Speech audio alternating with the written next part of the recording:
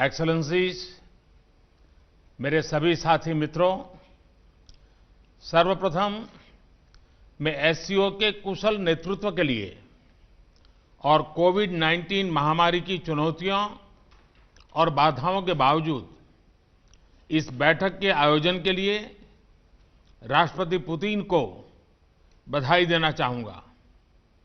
मुझे खुशी है कि हम इन कठिन परिस्थितियों के बावजूद एससीओ के तहत कोऑपरेशन और इंटीग्रेशन के एक व्यापक और प्रगतिशील एजेंडा को आगे बढ़ा सके। एक्सेलेंसीज, एससीओ में भारत के लिए यह एक महत्वपूर्ण वर्ष है। हम पहली बार एक समिट स्तर की बैठक SCO council of heads of government का आयोजन करने जा रहे हैं। इस बैठक के लिए एक व्यापक एजेंडा तैयार किया गया है, जिसमें आर्थिक सहयोग के मुद्दों पर विशेष ध्यान दिया गया है। हमने स्टार्टअप इकोसिस्टम में अपने समृद्ध अनुभव को साझा करने के लिए इनोवेशन एंड स्टार्टअप पर स्पेशल वर्किंग ग्रुप की स्थापना का प्रस्ताव रखा है। हमने ट्रेडिशनल मेडिसिन पर वर्किंग ग्रुप का भी प्रस्ताव रखा है, ताकि एससीओ देशों में पारंपरिक और प्राचीन चिकित्सा के ज्ञान और समकालीन चिकित्सा में हो रही प्रगति एक दूसरे के पूरक बन सके।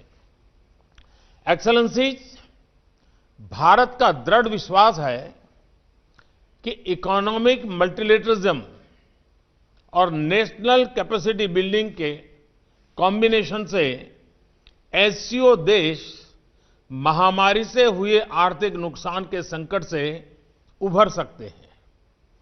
हम महामारी के बाद के विश्व में आत्मनिर्भर भारत की दृष्टि के साथ आगे बढ़ रहे हैं। मुझे विश्वास है कि आत्मनिर्भर भारत वैश्विक अर्थव्यवस्था के लिए एक फोर्स मल्टीप्लायर साबित होगा और एससीओ क्षेत्र की आर्थिक प्रगति को गति प्रदान करेगा। एक्सेलेंसीज, एससीओ क्षेत्र से भारत का घनिष्ठ सांस्कृतिक और ऐतिहासिक संबंध रहा है।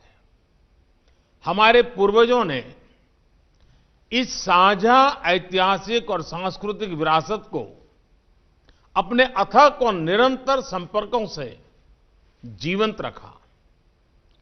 International north south transport corridor, Chabahar port, असगाबाद समझौते जैसे कदम कनेक्टिविटी प्रति भारत के मजबूत संकल्प को दर्शाते हैं।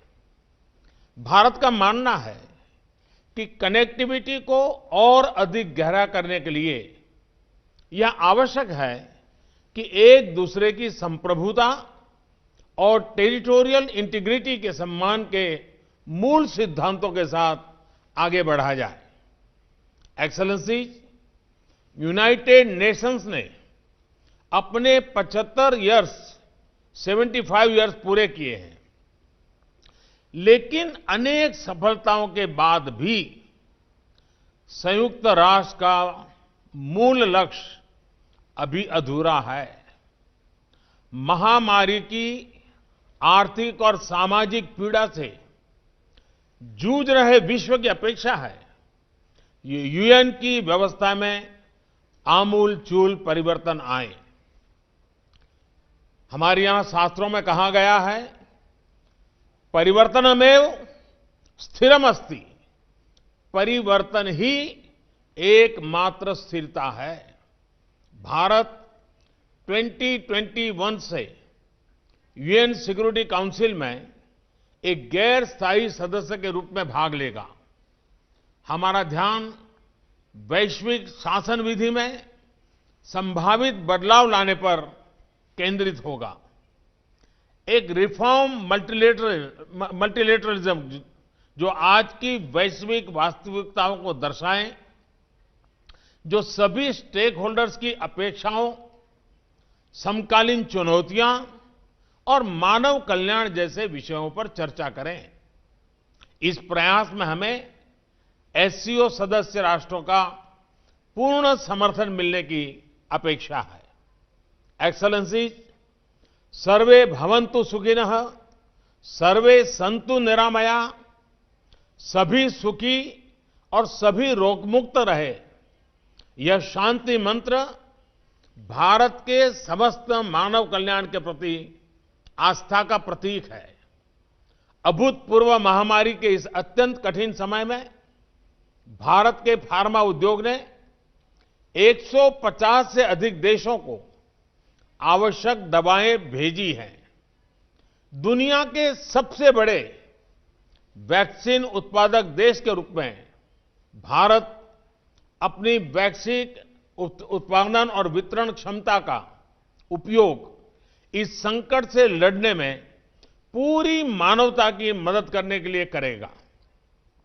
एक्सेलेंसीज, भारत का शांति, सुरक्षा और समृद्धि पर दृढ़ विश्वास है और हमने हमेशा आतंकवाद, अवैध हथियारों की तस्करी, ड्रग्स और मनी लॉन्ड्रिंग के विरोध में आवाज उठाई है। भारत एससीओ चार्टर में निर्धारित सिद्धांतों के अनुसार एससीओ के तहत काम करने की अपनी प्रतिबद्धता में दृढ़ रहा है, परंतु यह दुर्भाग्यपूर्ण है कि एससीओ एजेंडा में बार बार अनावश्यक रूप से द्विपक्षीय मुद्दों को लाने के प्रयास हो रहे हैं, जो एससीओ चार्टर और शंघाई स्पिरिट का उल्लंघन करते हैं।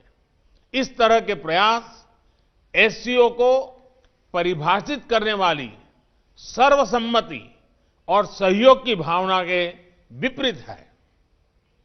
एक्सेलेंसीज, मैं वर्ष 2021 में एससीओ की 20वीं वर्षगांठ पर एससीओ संस्कृति वर्ष मनाने के लिए पूर्ण समर्थन देता हूं। भारत का राष्ट्रीय संग्रहालय इस वर्ष हमारी साझा बौद्ध विरासत पर पहली एससीओ प्रदर्शनी आयोजित करने की प्रक्रिया में है।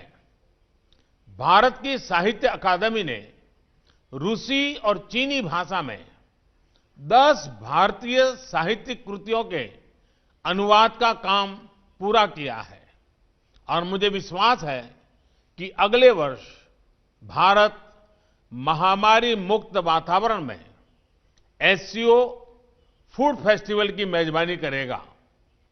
मुझे प्रसन्नता है कि समस्त एससीओ देशों के ऑफिशियल्स और डिप्लोमेट्स ने हाल में बीजिंग में एससीओ सचिवालय के सहयोग से आयोजित योग कार्यक्रम में बढ़ चढ़कर भाग लिया।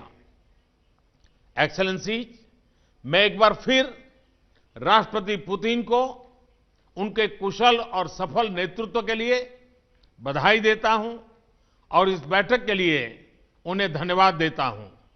मैं राष्ट्रपति इमामोली रहमान को अगले वर्ष के लिए एससीओ की अध्यक्षता करने के लिए बधाई और शुभकामनाएं देना चाहता हूं और ताजिकिस्तान के सफल अध्यक्षता के लिए भारत के पूर्ण सहयोग का आश्वासन भी देता हूं। बहुत बहुत धन्यवाद।